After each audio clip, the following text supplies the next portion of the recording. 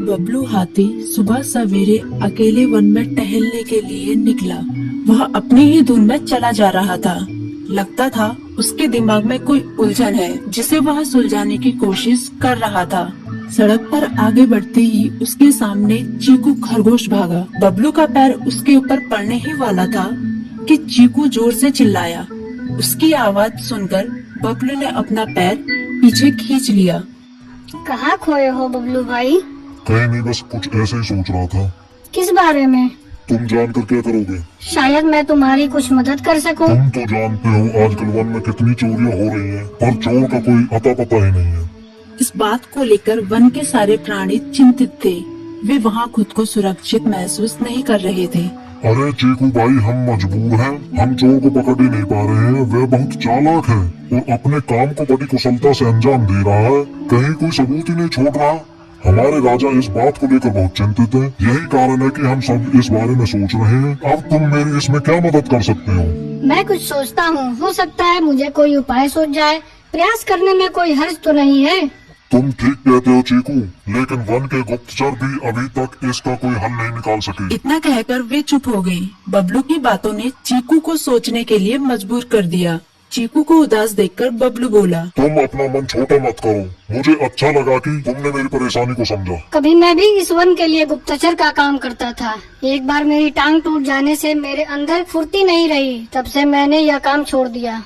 चीकू, तुम चाहो तो यह काम दोबारा कर सकते हो। वन के प्राणी ज्यादातर दिन में भोजन की तलाश करते हैं, वे रात को आराम करते हैं। तुम दिन रात दोनों में ही भोजन की तलाश में निकल सकते हो। हो सकता है रात को तुम्हें कुछ ऐसी बातों का पता चल जाए जो हमारे काम की हो। हाँ बबलू, तुम ठीक कहते हो। मैं आज रात को वन में घूमकर इस बात का पता करने की कोशिश करता हूँ। थोड़ी देर बातें करके चीकू अपनी बिल की ओर बढ़ गया और बबलू अपने रास्ते चला गया। चीकू के दिमाग में अभी तक बबलू की कई बातें घूम रही थी। उसे समझ नहीं आ रहा था वह बबलू की मदद कैसे करे। दिन भर वह उसी उधेड़-बुन में लगा रहा। शाम होते ही चीकू कुछ सोचने लगा और वह चुपचाप बिल से बाहर निकल आया। चीकू की पत्नी ने देखा तो बोली, इस समय कहाँ जा रहे हो? बाहर खतरा है। खतरा तो सुबह भी रहता है, लेकिन खतरों से डर कर हम भूखे तो नहीं मर सकते। मैं बाहर घूम कर आता हूँ। इतना कहकर चीकू रात को बिल से बाहर निकल आया। कुछ दूर जाकर उसकी नजर बंकू उल्लू पर पड़ी, जो कुछ ही दूरी पर था। वह पेड़ की डाल पर बैठा अपनी गर्दन चारों तरफ घुमा रहा था। वह तेजी से पेड़ की एक डाल से दूसरी डाल पर उड़ रहा था। बंकू की नजर उस पर नहीं पड़ी थी। कुछ सोचकर चीकू पेड़ के पीछे से बाहर निकलकर थोड़ी खुली जगह पर आ गया और वहाँ से बंकू उल्लू को देखने लगा। बंकू ने चीकू को अंधेरे में भी देख लिया, पर उसने उसमें कोई उत्सुकता नहीं दिखाई और अपनी गर्दन चारों ओर घुमाता रहा। चीकू बड़ी देर तक बंकू की हरकतों पर नजर रखे रहा। वह थोड़ी देर तक खुले मैदान में खड़ा रहा, पर बंकू ने उसे देखकर भी अनदेखा कर दिया।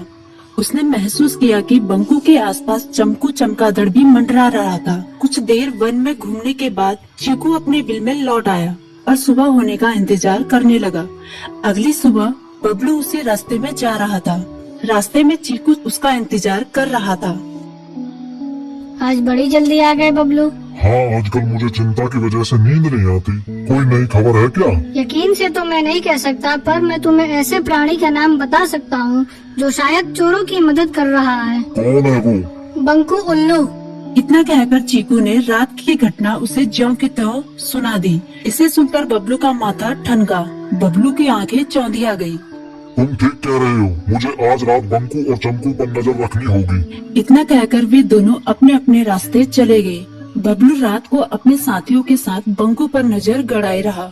उसकी संदिग्ध गतिविधियों को देखकर बबलू ने उसे उसके साथियों चंकी और समकी लोमड़ के साथ पकड़ लिया। बबलू ने सख्ती से पूछताछ करनी शुरू कर दी।